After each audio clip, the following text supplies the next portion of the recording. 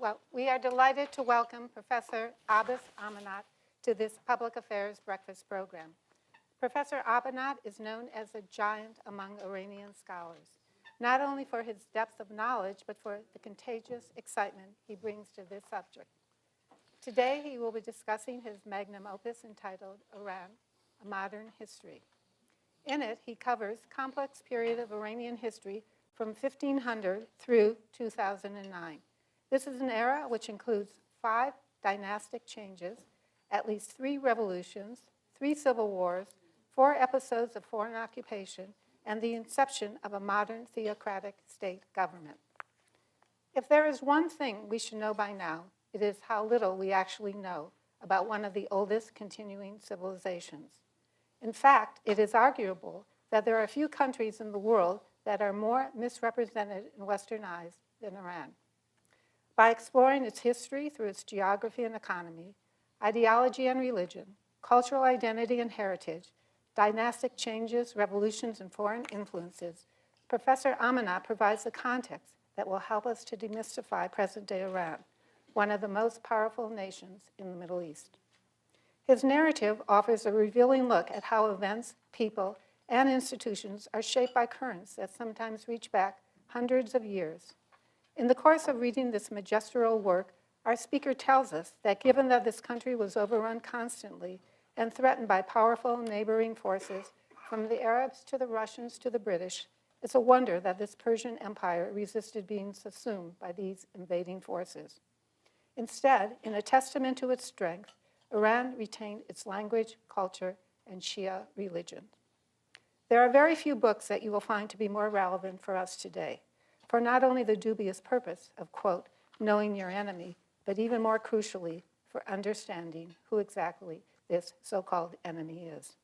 Please join me in welcoming our guest, a scholar who, in his study of the past, gives the present meaning. Thank you, Professor Amanat, for joining us today. Okay, thank you so much. Okay.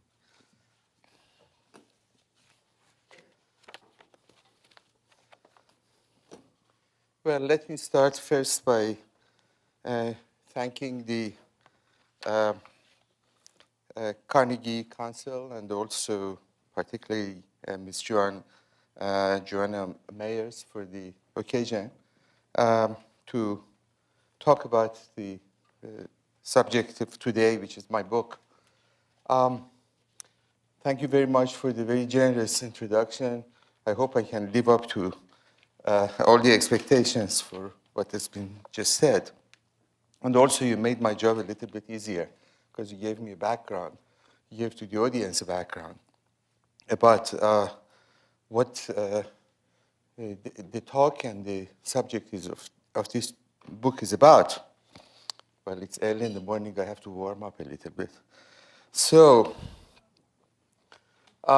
naturally, I have to start with the first question that why I had written this book. There's plenty of books on modern Iran. There's a lot of studies on the subject. Why there was a need for a book of that size? And I emphasize that. Fine. Okay, then. In order to answer that, there are many ways. One way is that the historians, teachers like us, in order to keep the attention of our students, sometimes start our courses, whatever the topic is, in this case, perhaps modern Iran, in reverse. Since many of the students are much more aware and interested in contemporary issues rather than 16th century history of a nation thousands of miles away from their land, of which they only had heard the name. And perhaps that was partly a persuasion, a kind of inspiration for me to produce this book. One question that, as a matter of fact, my publisher first posed to me and asked me, write a book of 300 pages about why at the end of the 20th century, after 7 decades or more of intense secularization mostly sponsored by the state, there was what you can refer to it, quote unquote, as a theocratic revolution, an Islamic revolution in the theocratic republic afterwards. And indeed, this is an important question, given the fact that the repercussions of what happened in Iran in 1979, as many of you probably are already aware, is extensive and profound in the sense that this was triggered the whole process in the Islamic world that unfortunately we see some very negative sides of it around us. This kind of what is referred to as political Islam, in a kind of a very polite language, but radical Islam, extreme Islam, in some of the language of some of the advocates of what we see around us these days as Islamofascism and all that, that we see around us. In a sense, we cannot hold Iran responsible for it, but this was the first important instance in the history of the Middle East or the history of the Islamic world, as a matter of fact, whereby you could see that this revolution brought about a kind of a very substantial rethinking about a political a process, about relations with the outside world, particularly with superpowers, and most significantly with the United States. That being said, the roots of a process that seems to us rather sudden and unexpected was much deeper. And at least historians would always like to tell you that in order to understand the present, what happens, you have to always look back. Most people who wrote about modern Iran usually tend to write from the turn of the 20th century with what is referred to as the Constitutional Revolution in around 1905, 1906. It was a very important event in the history of the country, perhaps the first popular revolution in the Middle East, with the aim of creating a secular, liberal, constitutional, democratic regime.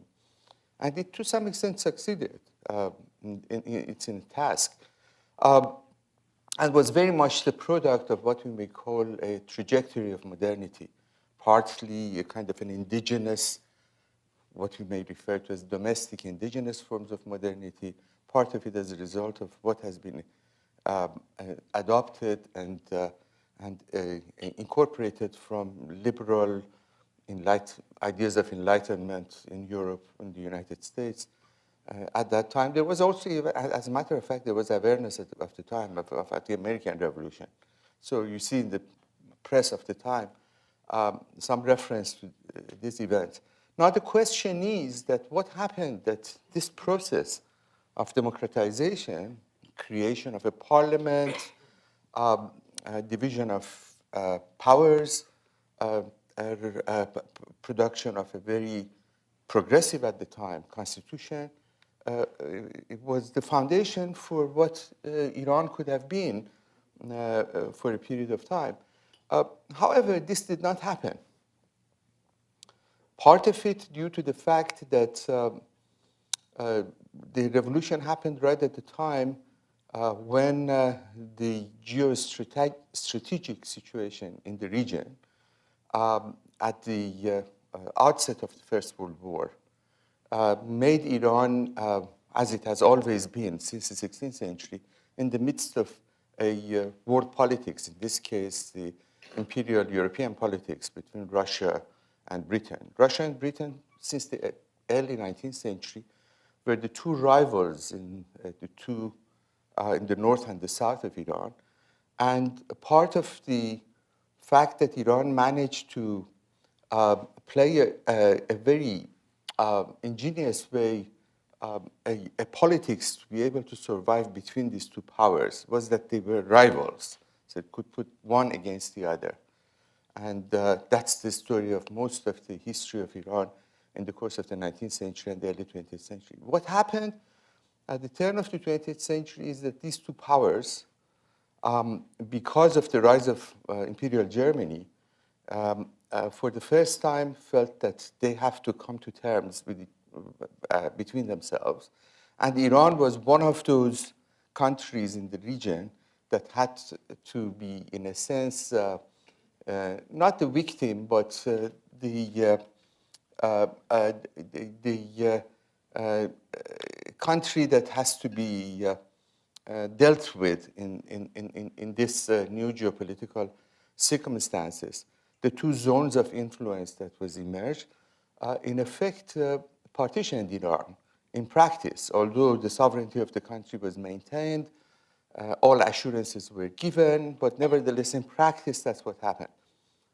Now, even that probably could have been acceptable if it wasn't because of the fact that then the First World War, in all the places, it wasn't in Europe only, it wasn't in the Eastern Front, that was Russia and the Ottoman Empire, but it was Iran, which in a sense was an unwilling and unwanted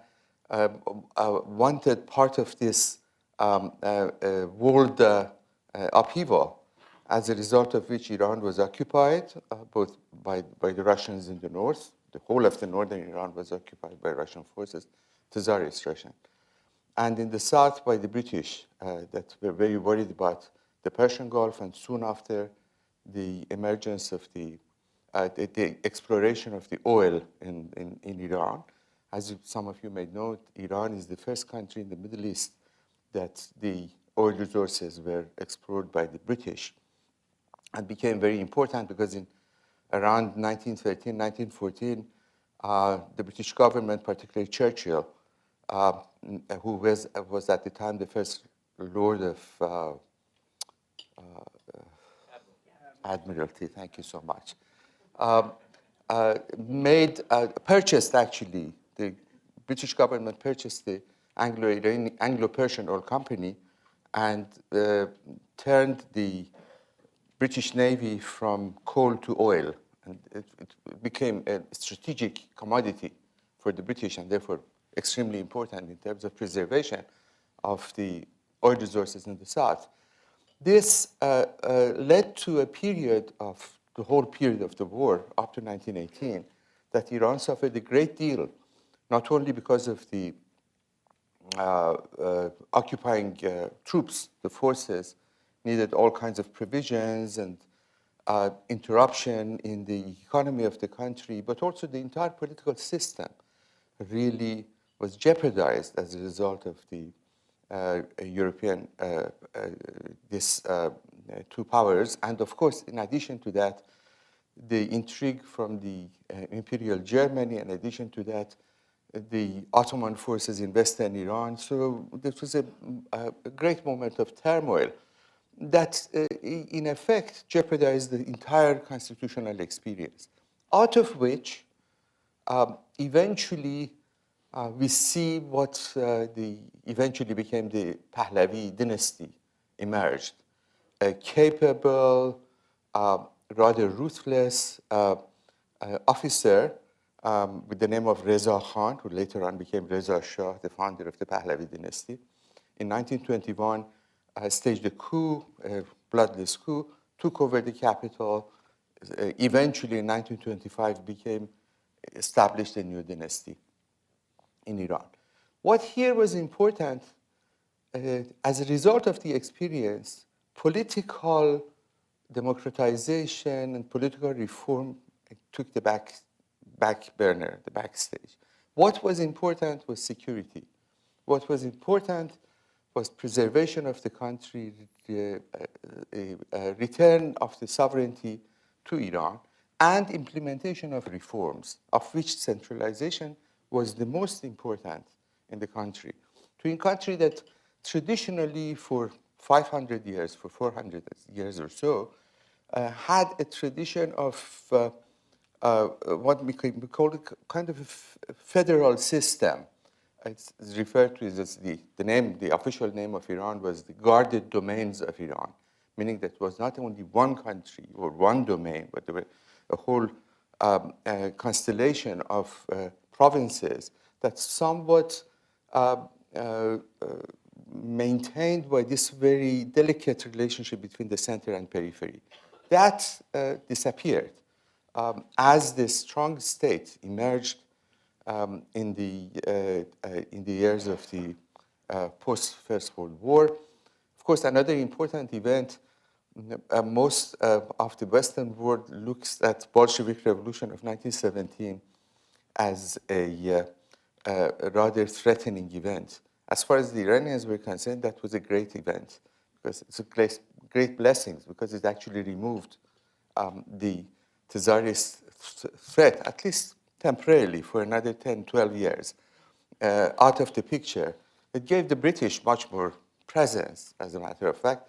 But nevertheless, the emergence of this new dynasty, its attempt to try to centralize, its attempt to try to reform, its attempt to try to actually materialize to fulfill all the promises of the Constitutional Revolution in terms of a modern new education, new judiciary system, better communication, more centralization, unified army. All of this happened in a short period of time, in perhaps 2 decades, from 1921 to 1941, when at the middle of the Second World War, Iran again was the subject of occupation by the British, by the Soviets, and to some extent by the United States, who provided supply for the powers for these two powers in order to fight in the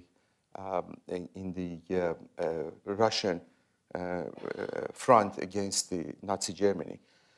So in these 2 decades, several important things happened in this time period, which is actually crucial for what we see now around us.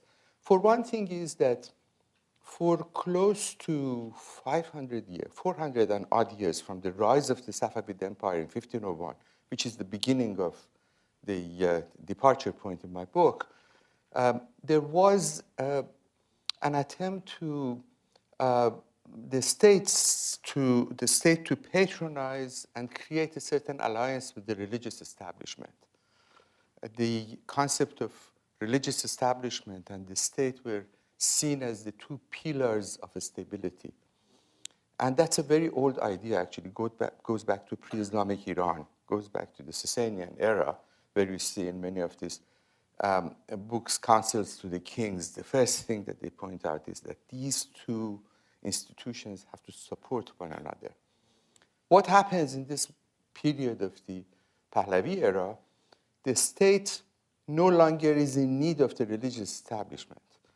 Since, first of all, because of relatively small but still important oil resource, the revenue from the oil resources from the Anglo-Persian Oil Company, only 16%, if actually that was sometimes not fully paid to the Iranian government. But whatever it was enough to allow the centralizing state of the Pahlavi era to create its own unified army, to try to implement some of its reforms, and gradually take away from the religious establishment some of these very important functions, of which one was basically there was no other form of education, as it was only the education in the colleges, the schools, the madrasas.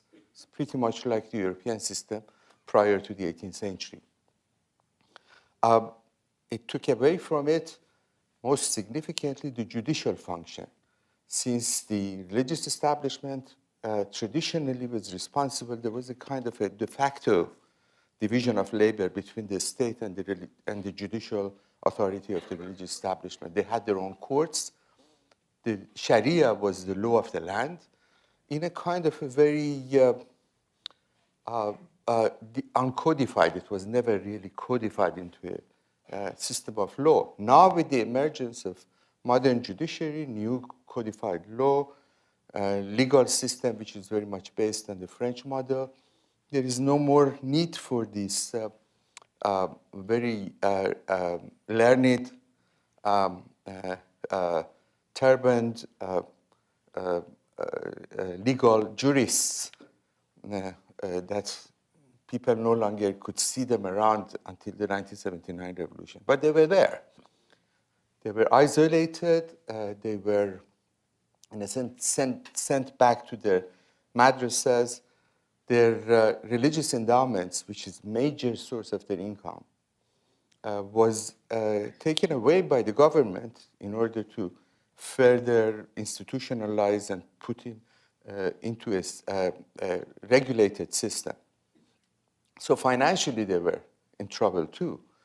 And no longer, indeed, that kind of elite of the religious establishment that survived for a very long time, for several centuries, lost their place in the society. Many of their children basically changed their religious garb and became secular, became judges in the new judicial system established by the government, became university professors, became engineers and doctors and professionals like the whole middle class that emerged in this period.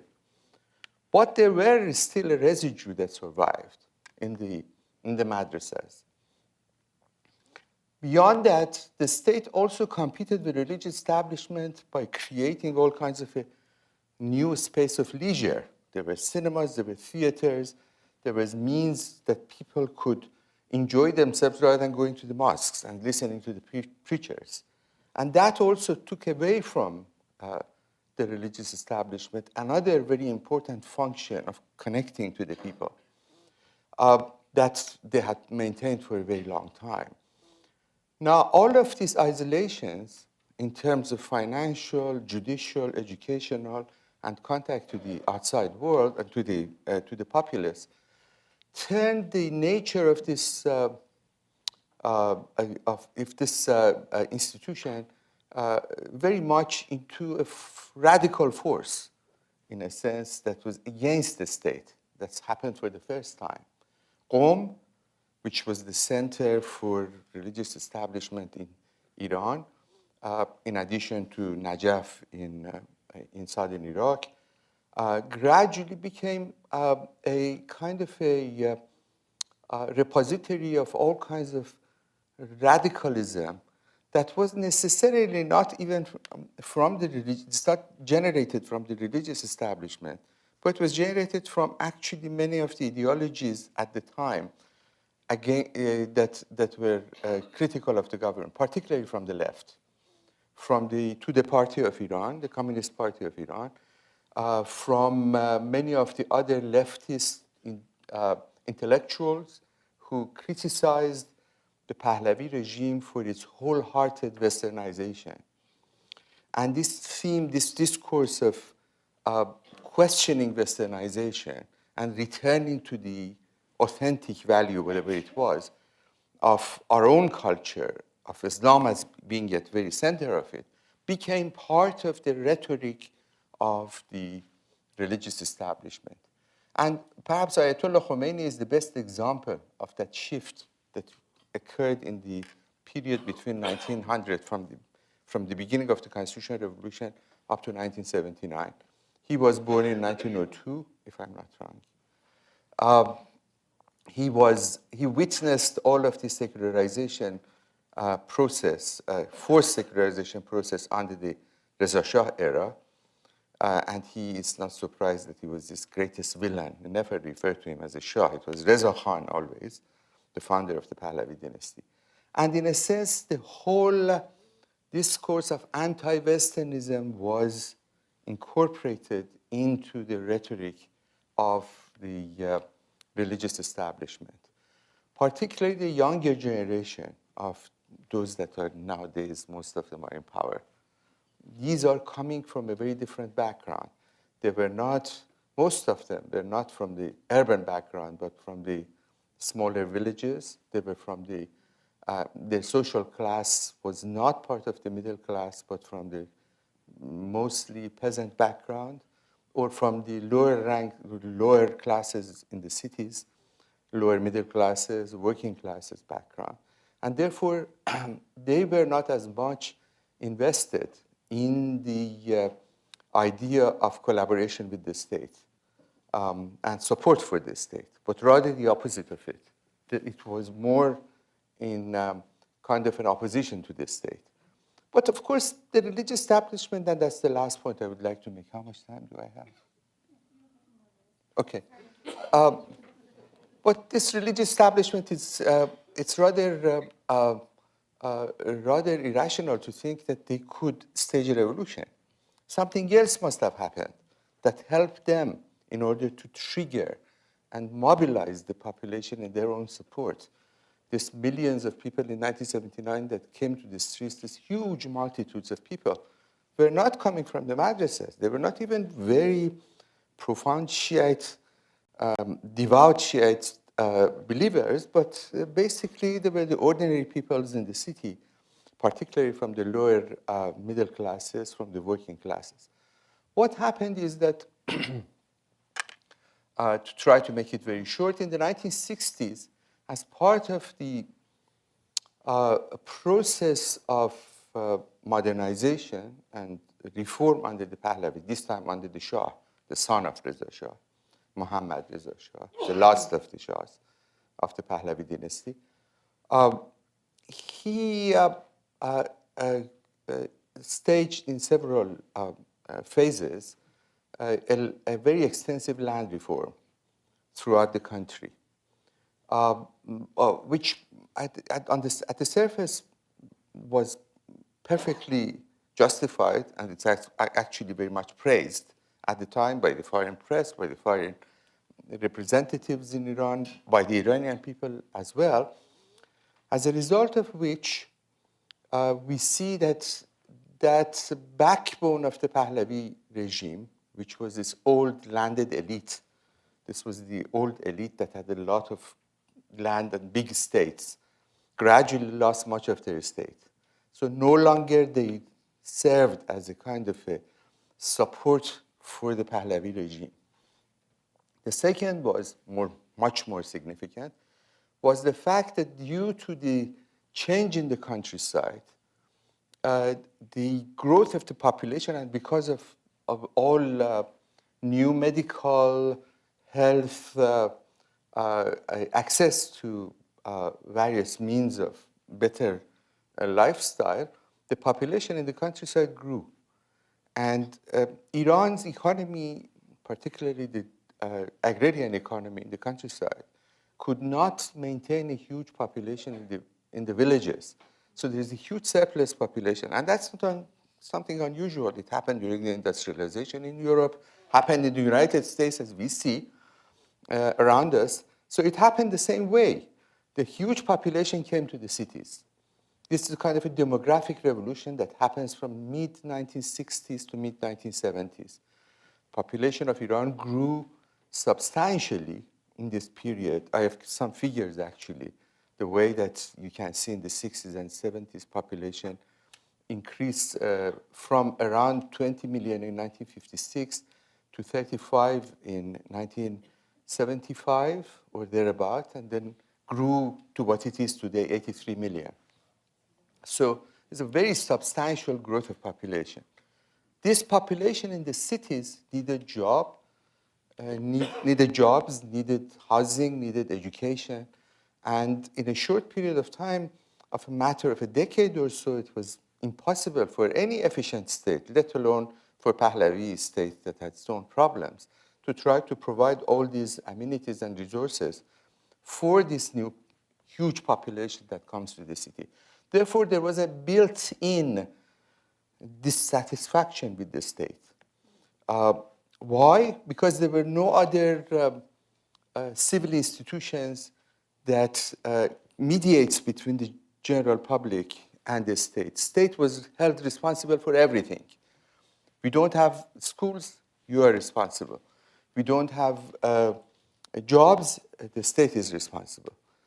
So in that regard, the kind of dissent against the state. This became much more significant because of this growth of the population. So now there is a rhetoric, there is a religious establishment, but one more factor, and that's the final point I would like to bring, that is that one of the huge mistakes of the Pahlavi era was the fact that it never really, particularly under the Shah, never really allowed, after 1953, the famous period of national movement and the coup of 1953, it never allowed the creation of political parties, never opened the political space, did not allow the freedom of press, it did not allow all the means of political parties that would allow a more mediator center power instead of this radicalization. The mosque therefore became, the madrasas and the mosque and the religious establishment was the only conduit for expressing any kind of discontent with the state. And the religious establishment, the mullahs as we call them, took great advantage of that with remarkable, actually, one might say, sense of opportunism to understand what are the problems in the country. If you would have gone in 1970s, late 1970s, to a mosque in the neighborhood of Tehran or big provincial centers, you would see that many of this younger generation of the preachers are capable of talking the language of the people, that the state could never really communicate in that level. And that provided, in a sense, the lack of alternative, political alternative, this massive demographic change that had occurred to Iran, and that isolation and shift from support to the state to radicalization of the religious establishment as three major factors. There are much more in my book, if you care to read those chapters. In a sense, my book, as you can see, the 4 parts, the perhaps the greater part of it is actually the history of the 20th century, from the Constitutional Revolution all the way to the Islamic Republic and afterwards. I leave any points or questions from what happened after the revolution to the Q&A.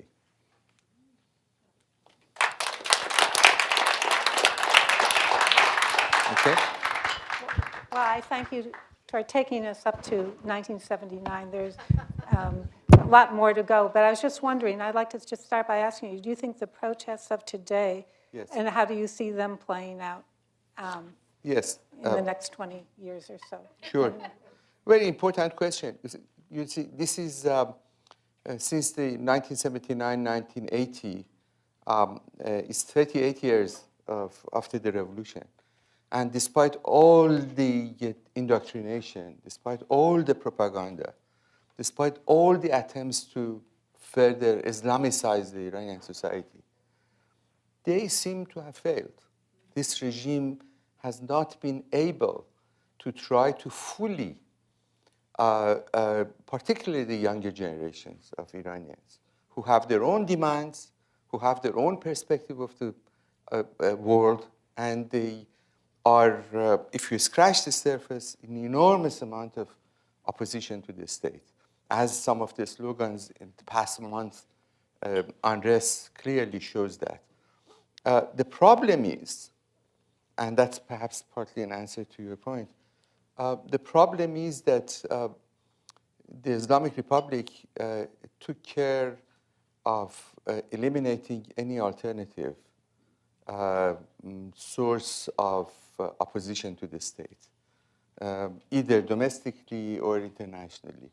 There is nothing that can replace it.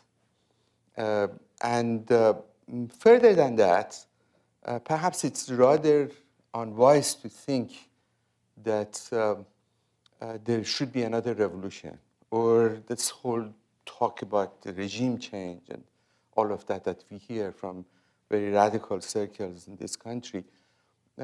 What it seems to me the only option available is that a kind of evolutionary process that would gradually, within this whole system itself, and partly by generational change, would come about. Now that we see a new generation is gradually emerging, and their demands are different. They want a greater liberalization. They want a less interference in the economic market by the state. They are against the enormous amount of corruption, monopoly of power, monopoly of economy by the Revolutionary Guards and so on. Even perhaps within the Revolutionary Guards, there is a change. So we have to wait and see how this process is going to take care of itself. I doubt that there's any kind of an attempt support for protest is one thing, support for discontent is one thing, but any interference is another. As indeed the example of Iraq very clearly showed, that that may end up in a disaster. And Iran is a very different country from Iraq. It's entirely a different country from virtually all of its neighbors. This is not an exceptionalism or a sense of nationalist sentiments on my side, but it's a country that, because of its long history, a certain homogenization is in this country that it's not easy to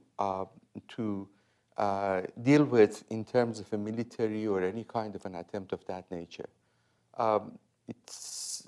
If there would be any outside interference, you would be surprised to see that there would be how much sense of unification of the country under the Islamic Republic, more kind of attempt to try to create a united front against the outsiders. So I would say that this is something that should happen over a course of time. I'd like to open the floor to questions, and I just ask when the microphone comes to you to please identify yourself and try to keep your question brief and to the point. Susan? Susan Gittleson, thank you so much for giving us all this background, which helps us to understand what's going on now. But there are several factors that, of course, you didn't have a chance to address. And one of them is the economy, because we've been reading, for example, Tom Friedman yesterday in the Times, about the lack of water, and that this is very important, this latest uprising from the rural areas where people can't farm. Also the corruption of the religious regime, not only enriching themselves, but also using Iranian money, Persian money, to interfere in the politics of the whole region, and not spending it on the indigenous economy. How do you deal with this? Thank you so much for both points. The first one is absolutely crucial in terms of what's happening in the whole of that region. If some of you are interested, I brought out a special issue of the Journal of Iranian Studies, which is the organ of the field of Iranian studies, on the question of environment in Iran, of which there are 2 articles on the issues of scarcity of water, that is going to play an enormous part in what's going to happen in the next decade or so, not only in Iran, but perhaps the whole of that area.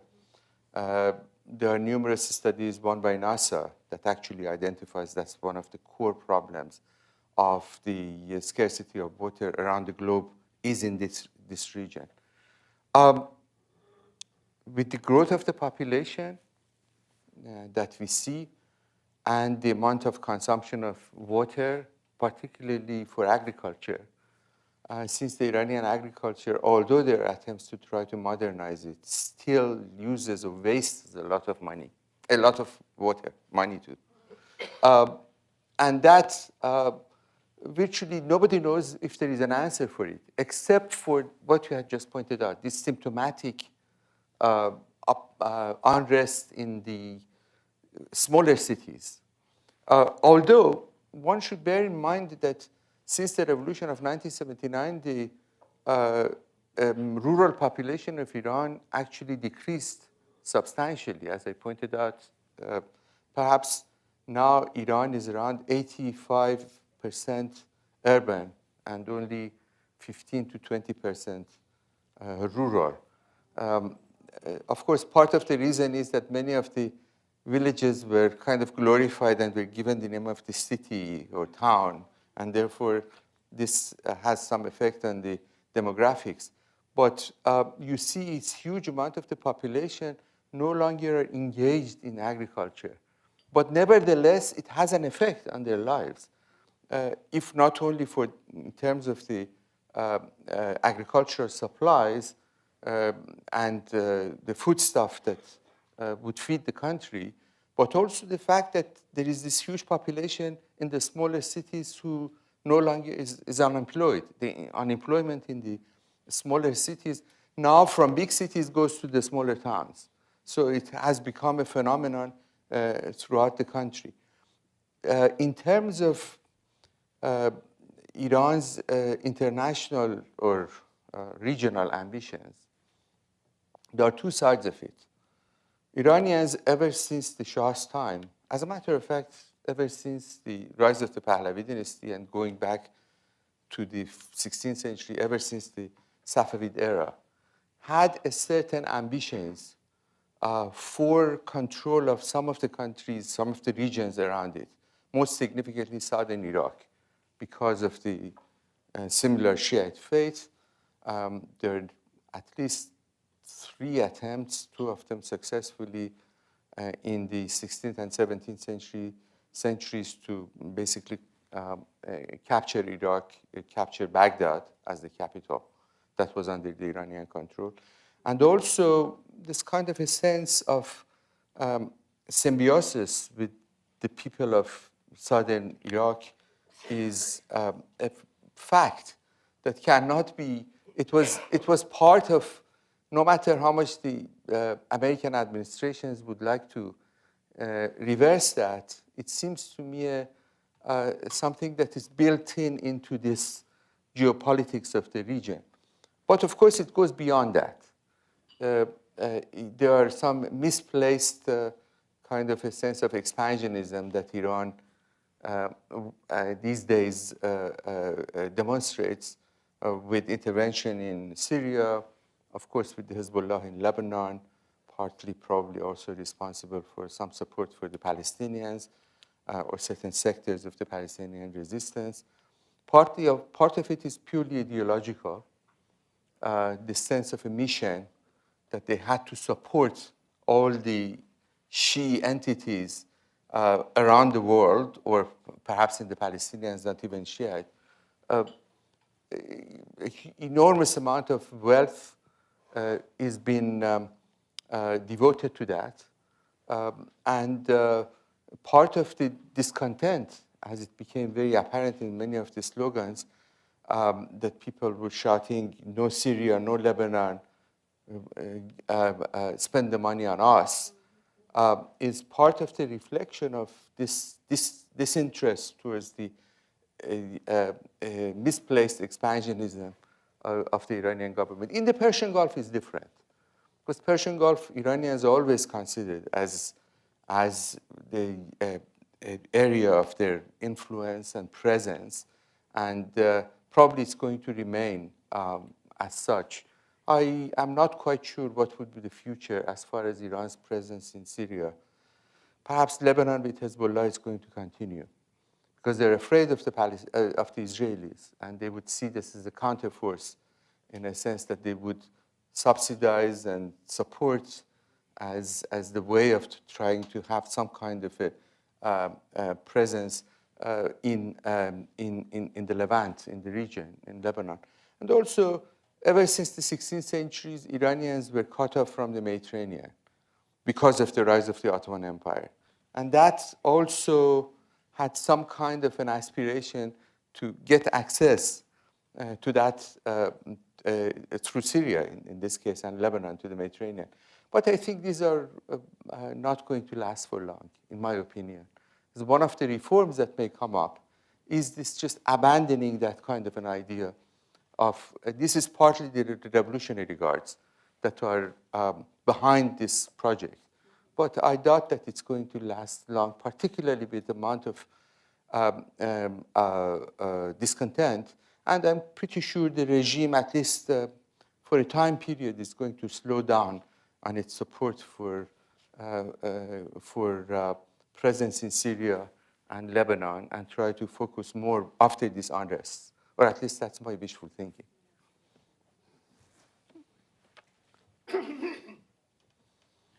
Excuse me, Ron Barenboim. You passed over without comment, or without much comment, the events of 1953. Yes, yes. And the Mossadegh popular government, which was, at least it is widely believed here, deposed, or Yes, yes. the U.S. CIA assisted in Yes, deposing yes. it. So tell me what kind of an opportunity may have been missed then, Yes. and how things might have been different, and any other thoughts you might have. Thank you so much. There is a whole chapter of about 60 pages on that subject that I would invite you to read. But I would give you an answer here.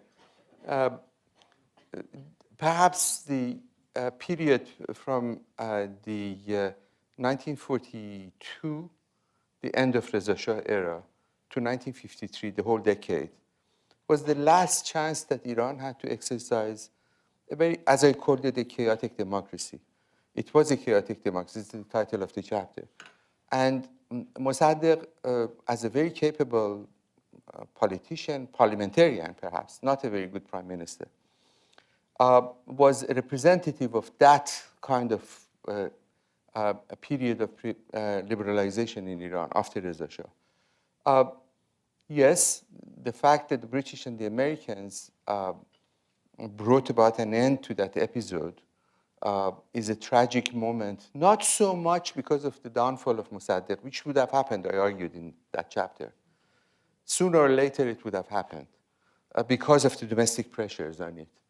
But for its consequences, the fact that the fall of Mossadegh put an end to this process of democratization and gave the Shah a much greater autocratic control over the country with the support of the Americans, and the British, of course, but Americans substantially. And in a sense, it's that consequence which is even more important than 53. This whole 2 decades afterwards, 2.5 decades afterwards, that we see the United States almost unconditionally supports the Shah.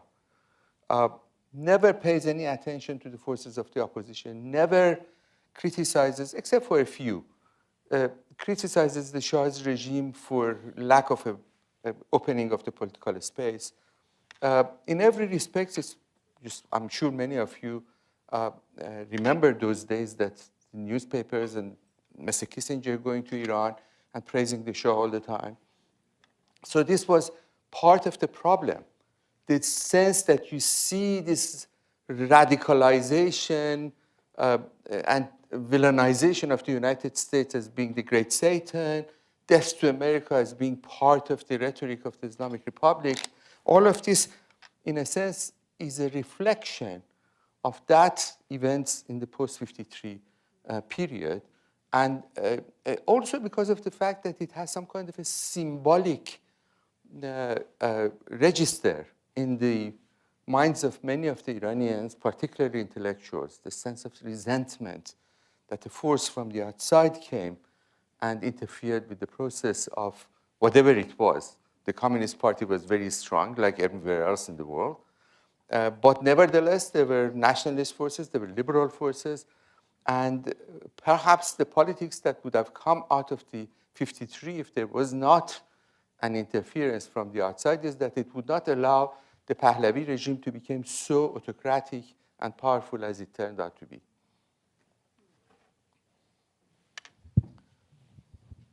Good morning. Peter Russell. Could you speak a little bit about the governing institutions now, how they've evolved? Yes.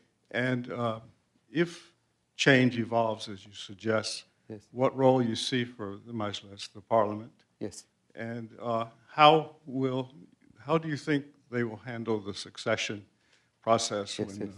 Khamenei goes? Yes, okay. It goes a little bit beyond the task of a historian, but I do my best here. For one thing is that, as I pointed out in my book, the Islamic Republic is really remarkable in the sense that it managed to institutionalize in a very short period of time. In a year, it created its own parliament, it wrote in its own constitution, several elections took place, but some substantial problems remained before, as in the pre-revolutionary times. One of them that we witness around us today is this kind of a contention that you see between the supreme leader and the president. In the older times, it's between the prime ministers and the shahs. Mossadegh and Mohammad Reza Shah is a very good example of that. And you go back in history, there are numerous examples that I showed that this kind of division, this kind of a tension between the bureaucracy of the state or the executive power of the state and the supreme authority of the Shah, or in this case, the supreme leader, remains a problem. Just look at all the presidents of the Islamic Republic, prime ministers and presidents of the Islamic Republic, that they were deposed and disgraced, from Bazargan to Bani Sadr to Khatami, even to Ahmadinejad, and now probably with Rouhani. So this tension is there, and if it's not resolved, it's going to create more problems. My sense is that probably now with this new generation that it's emerging, you see that there is not so much of a desire to create an autocratic guardian jurist that Khomeini has envisioned, that part of the doctrine incorporated into the Constitution of the Islamic Republic. My sense is that what is going to happen may seem rather pessimistic.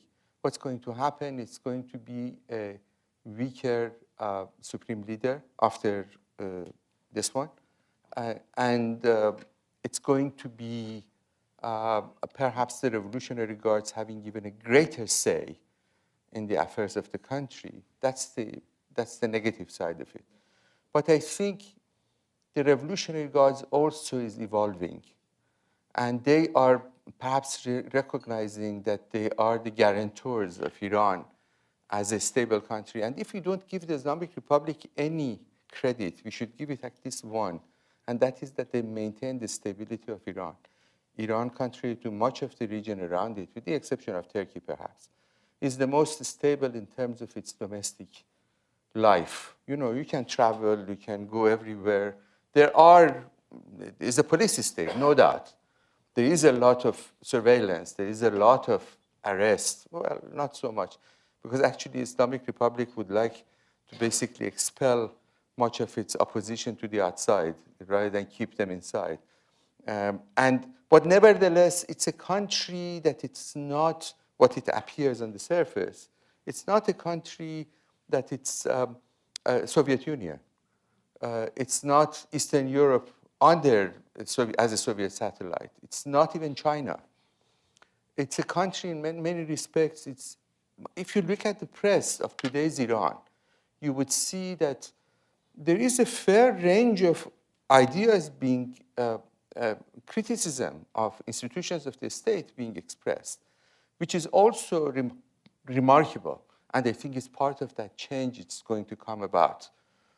So I think in long run, if one wants to look at Iran optimistically, is it's moving towards a greater liberalization within its own means. I don't think that it's going to be an entirely shift toward a secular regime the way that we know it. But there is going to be a much more open environment. If you take what happens among the intelligentsia in Iran, particularly in Tehran, you see the enthusiasm for engaging the outside world is enormous. They read, it publishes more than any other country in terms of the titles in the region. I think all the way from Pakistan to Morocco, with the exception of Turkey perhaps. You see, according to UNESCO, it publishes more titles than any of these countries. They are interested, there are more translations into Persian from European literature, American literature, political thought, philosophy. Philosophy is very popular. You see a lot of that is going on, and that's a symptom that this society is not closing down, but it wants to open up to the outside world. So I think it has some effect in long run. I cannot really go anything beyond that. The Revolutionary Guards is going to remain powerful, and it's going to be a decisive force in the future of Iran.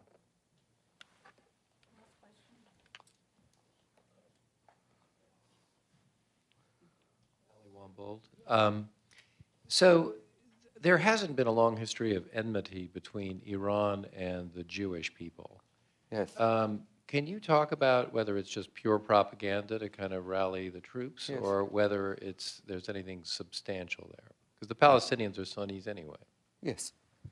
First of all, we should differentiate between the Jewish population inside Iran, which is now diminished in number substantially, and the Islamic Republic's anti-Zionist or anti-Israeli posture. These are two different things. Iran, historically speaking, has a kind of a checkered record as far as the Jewish community is concerned. It was not always very kind to them.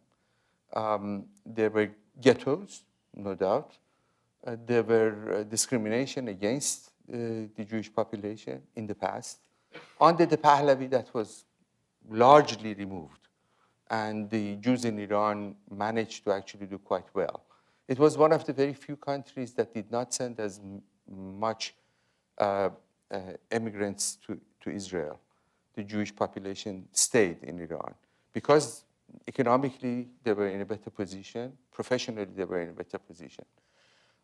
Nowadays, whatever it survived, this 20,000, it used to be a much larger population and much more widely spread around the country. Now it's mostly in Tehran. Many of the major centers of the Jewish population in the smallest cities that, you know, Iran is one of the oldest, some of the oldest Jewish communities in the Middle East or in the world, I might say, are in Iran, going back to the 5th century BC. So you would see that they somewhat are untouched. The government particularly makes a point that we are not anti-Jewish. But as far as their position vis-a-vis Israel is concerned, it is very hostile. And I don't think that the Israeli government is helping it in any way, because it gives them all the supply of propaganda that they needed.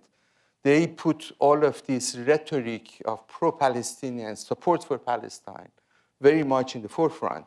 And if you go travel across the Middle East or Muslim world for that matter, you go to Kashmir, of all the places that I've been, there's an enormous amount of support for Iran, because they would see it as a representative of only country in the region that actually supports the Palestinians. The Arab world is nothing, they're doing nothing.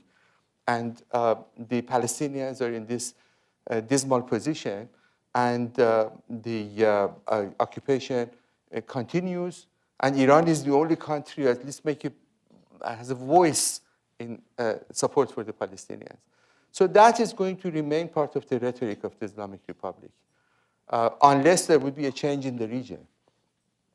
But if you talk to ordinary people, as I did some years back, they would say, okay, yeah, Israel is a very successful country. Why shouldn't we like Israel? We want to be a country like Israel. We want to industrialize. We want to develop.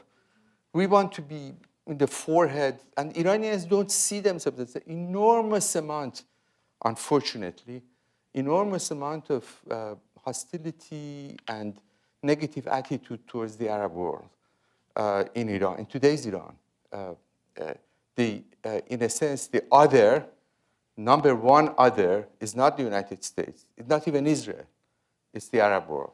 And particularly with what is happening with Saudi Arabia and this kind of a polarization of the Shi'i-Sunni, that becomes even stronger, becomes even more powerful. As we see, Iranians now going back to the ancient memories. Our civilization has been destroyed by the Arabs. We had our own culture, we had our own civilization, we were a great power. Of course, glamorize that past.